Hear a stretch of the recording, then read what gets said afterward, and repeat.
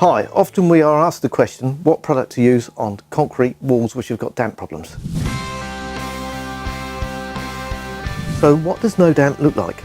It's a grey, ready mixed paste. Great advantage, you don't have to mix it up, it's ready to use, brushable, put it straight on the substrate.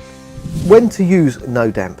This is an acrylic brush-on membrane that will prevent rising damp, efflorescence and resist negative hydrostatic pressure. It can be over-coated using almost any decorative paint and can be applied to damp surfaces and freshly laid hardened concrete, even if it's green. It has excellent adhesion over most substrates, including brick, masonry, concrete block, stone and timber.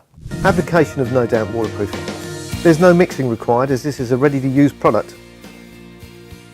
Apply it with a brush for best results and maximum coverage. A minimum of 2 coats are required. The second coat can be applied after 4 hours. Do the first coat in an up and down direction and the second coat in a left to right direction. The curing time is 24 hours. There's no trade qualification required. It's got a DIY meter of 2 out of 5. No Damp comes in one size 4 litre. See our other videos for the full range of our waterproofing products.